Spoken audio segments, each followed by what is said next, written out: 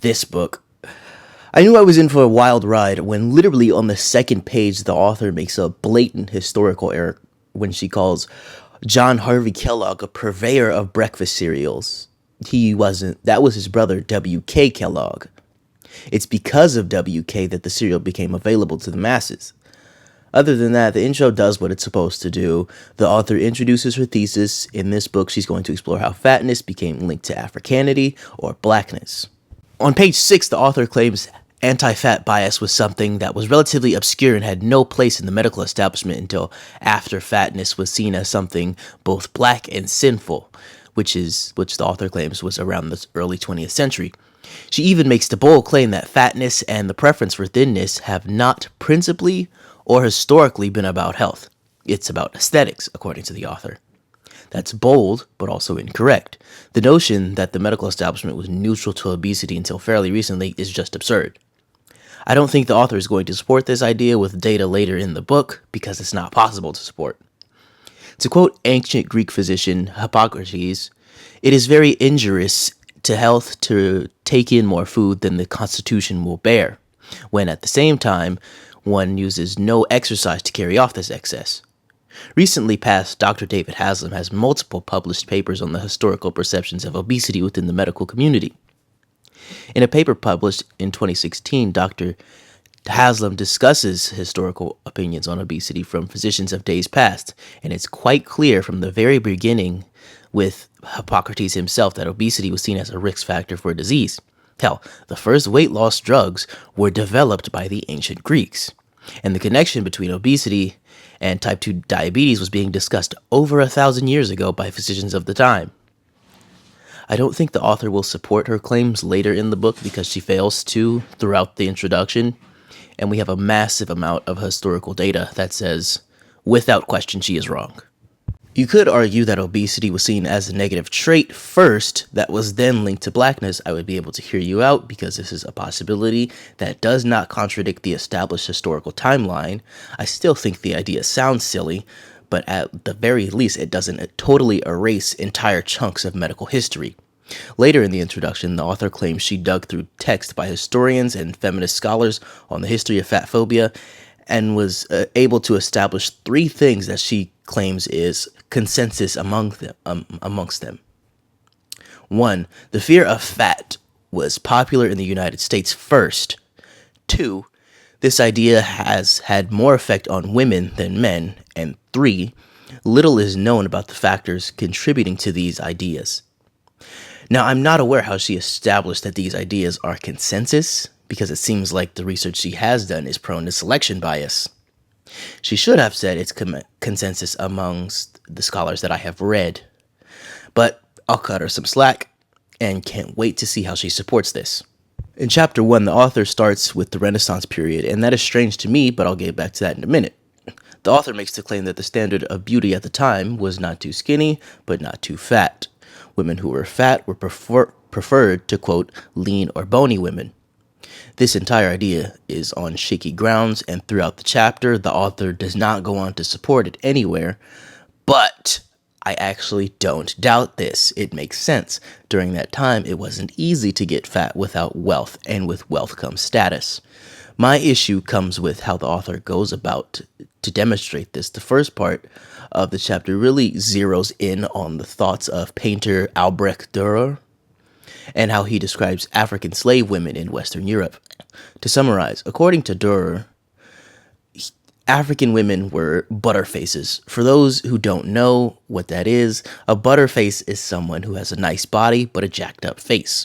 Everything is nice but her face. The next half focuses on contemporary views of beauty standard. The author claims that the general preference of men at the time was for plumpness, and even backs this up with an artist's depiction of Venus, the Roman goddess of beauty. But the author doesn't mention that the views on what is considered plump today and what is plump back then differ greatly. When I look at this depiction of Venus, I would definitely say she's on the leaner side, especially today. But according to the book, for her time, she was considered plump or thick. If you tell someone today that this is plump, they think you're crazy. The artist even made sure to put some definition in her abs. No one today would call her plump. What this demonstrates to me is that the language to describe women as well as what we consider to be plump, lean, and or thin has shifted far more than the beauty standard has.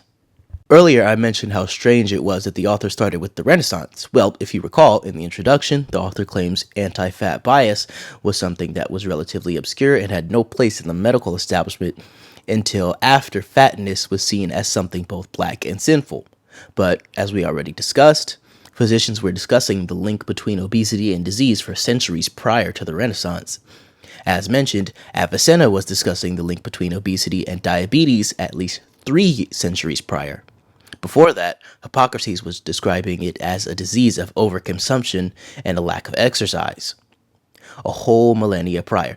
The fact that the author started with the Renaissance to me demonstrates that there is no real evidence for the claim she makes in the introduction.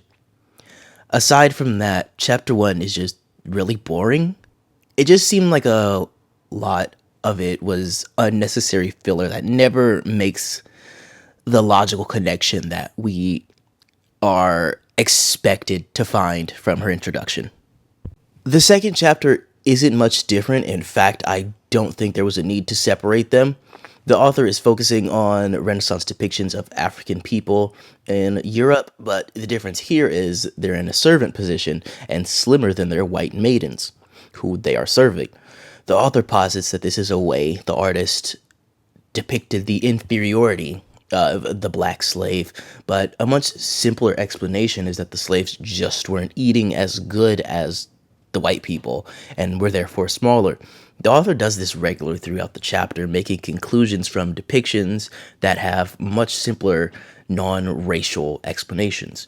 The author gives no reason as to why we should accept her conclusions. To summarize chapter 1 and 2 simply, the author lays out the beauty standard of the time and gives obscure references to support the idea that black people happen to fit it.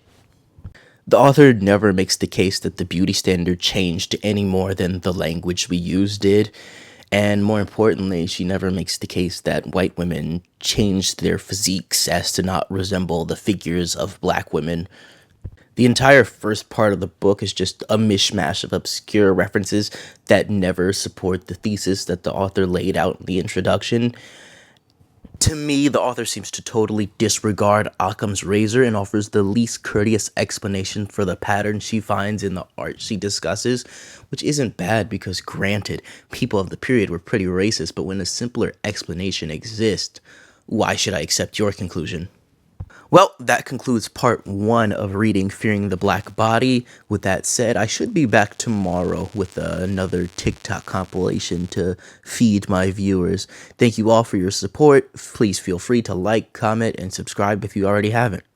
Well, that concludes part 1 of reading Fearing the Black Body. With that said, I should be back tomorrow with another TikTok compilation to feed my viewers. Thank you all for your support. Please feel free to like, comment, and subscribe if you already haven't.